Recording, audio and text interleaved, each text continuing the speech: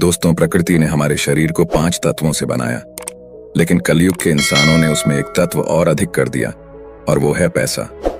पैसों से सब चीजें नहीं खरीदी जा सकती, लेकिन पैसों से बहुत कुछ खरीदा जा सकता है।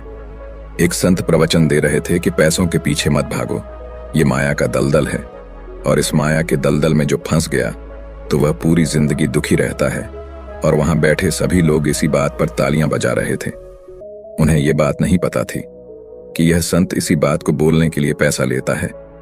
यही तो माया का खेल है, जो कि इस दुनिया में बहुत कम लोग इस बात को जान पाते हैं, और जिसने जान लिया उसको इस माया ने बुलंदियों की चोटी पर पहुंचा दिया।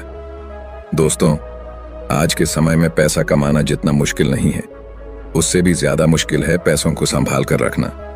इस दुनिया में बहुत लोग ऐसे होते हैं जिनके पास कुछ पैसा क्या आ जाता है, वो लोग घमंड में हो जाते हैं। वो लोग पैसों के नियम को जानते ही नहीं है। आपने ध्यान दिया होगा कि सरस्वती की तस्वीर हमेशा बैठी होती है और लक्ष्मी की तस्वीर सीधी रहती है।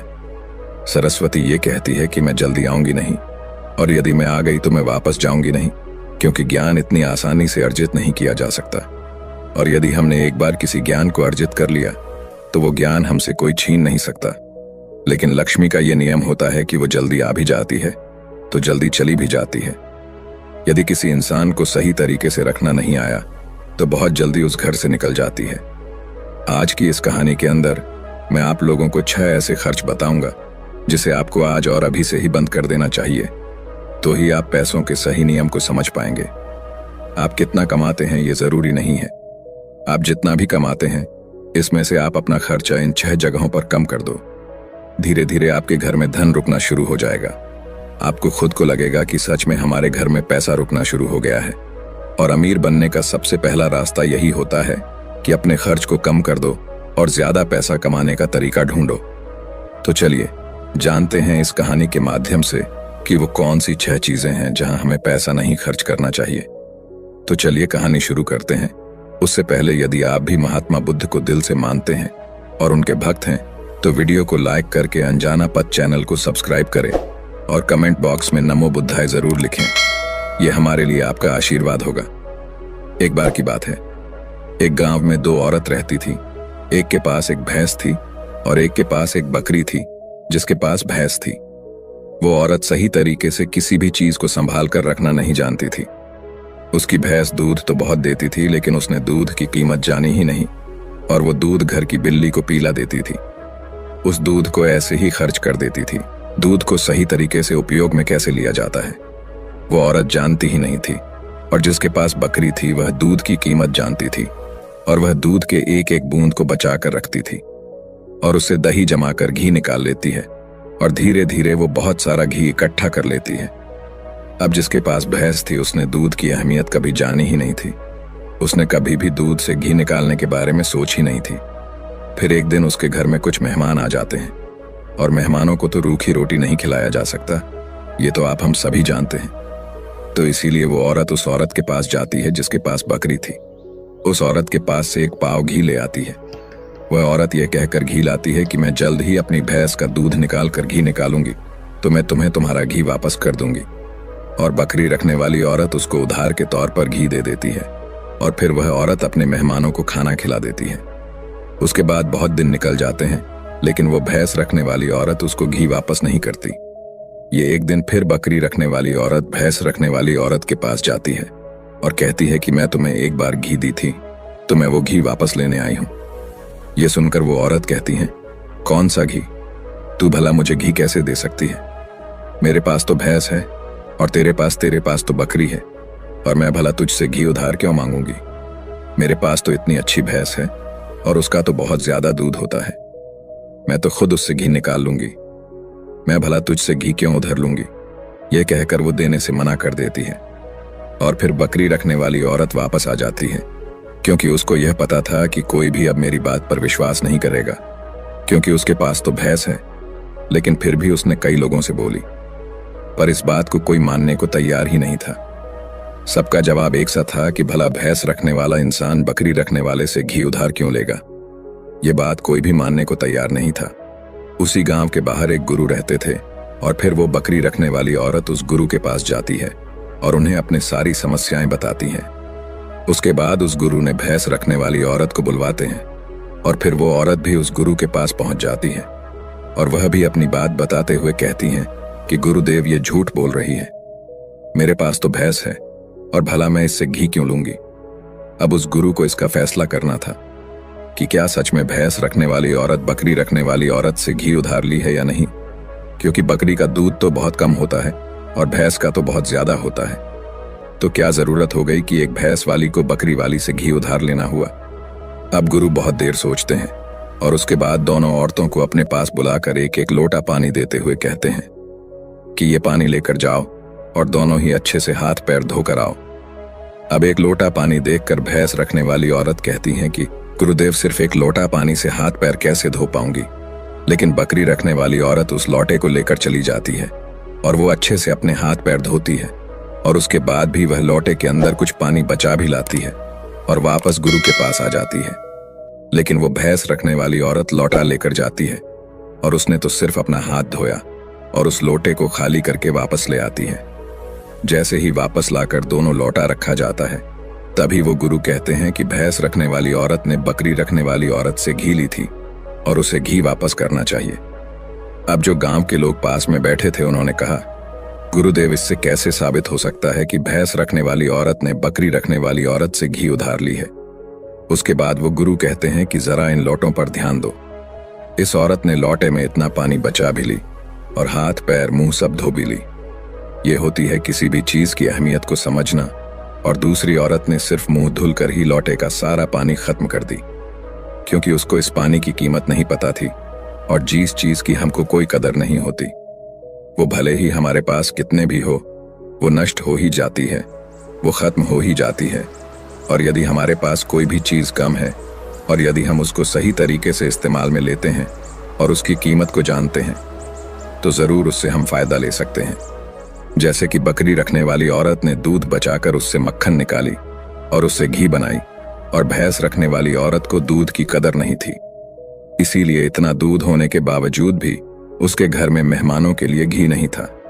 यह बात सत्य है।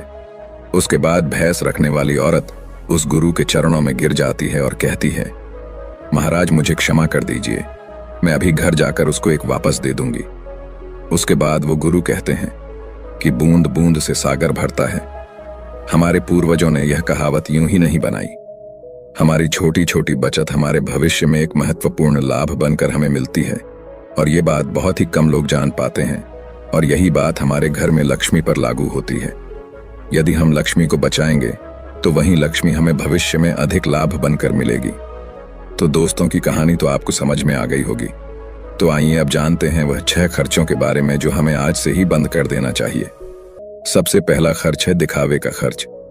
आपके अगल बगल में किसी ने महंगी कार ले ली तो अब आपके मन में जलन होने लगती है कि मुझे भी जल्द ही कार लेनी है, और यही दिखावे का खर्च आपको पूरी उम्र गरीब बनाकर रखता है।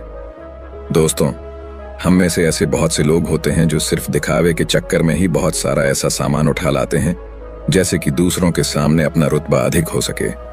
कार ले लेना, महंगे जेवर ले लेना, महंगे मोबाइल ले लेना, या फिर ऐसी कोई महंगी चीज खरीद लेना जिसकी हमें हमारी जिंदगी में कोई जरूरत भी नहीं होती, और जब उन्हें कोई समझाता है तो कहते हैं हम किसी से कम है क्या। वो लोग ये नहीं समझते हैं कि इससे हमारा सिर्फ नुकसान होता है, ना कि कुछ फायदा।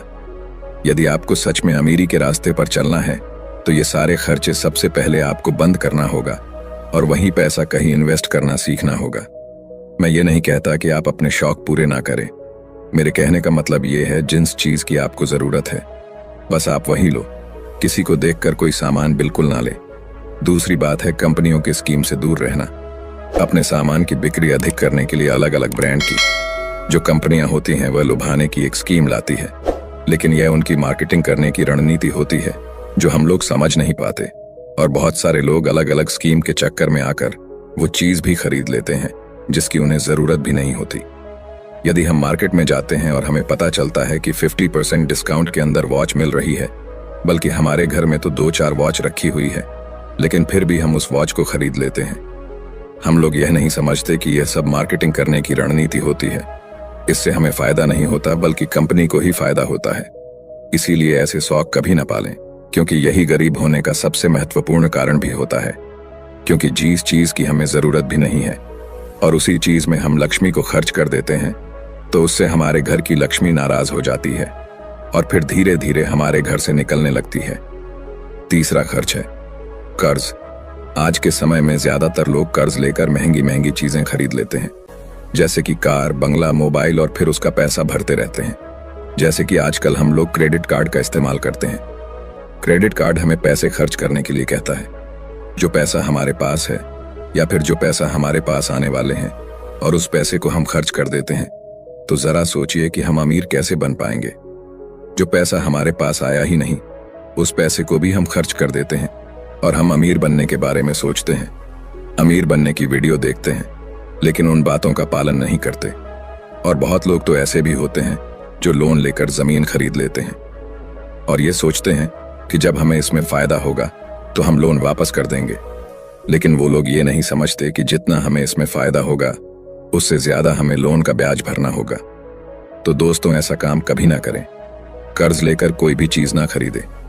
चौथी और सबसे अच्छी बात यह है कि आप अपने पैसों को कैश में रखकर ही खर्च करें। कभी भी मोबाइल फोन के किसी भी ऐप का उपयोग करके पैसा खर्च ना करें। आपको शायद पता नहीं होगा कि आप कोई भी सामान खरीदते हो और फिर फोन से पेमेंट करते हो, तो आपको आपके पैसा खर्च होने का ज्यादा तकलीफ नहीं होता, क्योंकि वो पैसा आपके जेब से नहीं जा रहा। लेकिन वहीं पर यदि आप अपने जेब से पैसा निकालकर खर्च करते हैं, तो आपको महसूस तो होगा कि यार पैसा खर्च हो रहा है। अगर आपको यकीन ना हो तो आप ऐसा करके देख लेना। मार्केट जाना और फिर किसी भी सामान का पैसा अपने फोन से पे करना, जिससे आपको ज्यादा महसूस नहीं होगा कि आपका पैसा खर्च हो रहा है। लेकिन जिस दिन आप अपने जेब से पैसा निकाल कर दोगे, तो उस दिन आपको जरूर लगेगा कि यार पैसा जेब से जा रहा है, मेरा पैसा खर्च हो रहा है, ज्यादा पैसा खर्च हो रहा है।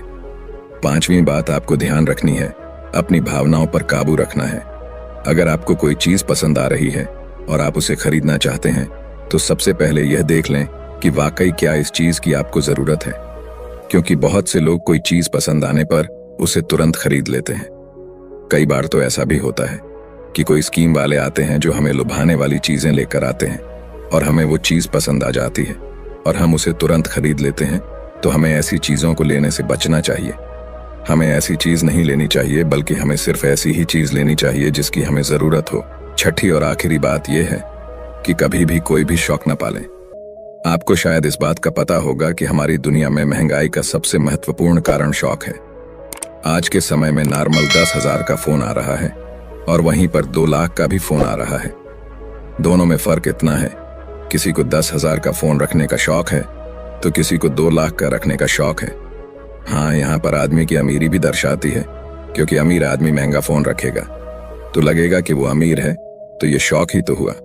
शौक है तभी तो उसने महंगा फोन रखा। इसीलिए महंगाई का कारण है शौक, और किसी भी चीज की महंगाई नहीं है। और इसीलिए लोग समय समय पर शौक वाली चीजें बनाते रहते हैं। अच्छी अच्छी चीज बनाकर हमें लुभाने के लिए लेकर आते रहते हैं, ताकि हमें वो चीज पसंद आ जाए और हम उसे तुरंत खरीद लें, क्योंकि उन्हें पता है कि ना लोगों का शौक खत्म होगा और ना ही उनका मार्केटिंग बंद होगा। तो इसीलिए अपने शौक पर काबू करें। जितना हो सके कम शौक करें, क्योंकि शौक करने से हमारी जिंदगी नहीं चलेगी, बल्कि मेहनत करने से और पैसे को अपने पास सेव करने से जिंदगी चलेगी। क्योंकि आज के समय में पैसा ही सब कुछ है। भले ही आज के समय में हमसे कितने भी लोग ये बात कहते हैं कि पैसा ही सब कुछ नहीं होता, लेकिन यदि उनकी जिंदगी में सही तरीके से ध्यान रखकर देखा जाए तो उनके लिए पैसा ही सब कुछ होता है। वो पैसों के लिए ही इधर उधर भाग रहे हैं और हमें कहते हैं पैसों के पीछे मत भागो। तो दोस्तों, इस वीडियो में कुछ फिजूल खर्च बताने की कोशिश की है हमने, ताकि उन खर्चों को आपको कंट्रोल में करना चाहिए, ताकि आपके पास पैसा बचे और जरूरत के समय वो पैसा आपके काम आ सके। और वो पैसा जब जरूरत के समय हमारे काम आता है, तो हमारे दिल को जो शांति मिलती है वो सच में बहुत ही अद्भुत शांति होती है। तो दोस्तों, ये कहानी आप लोगों को कैसी लगी कमेंट करके जरूर बताना।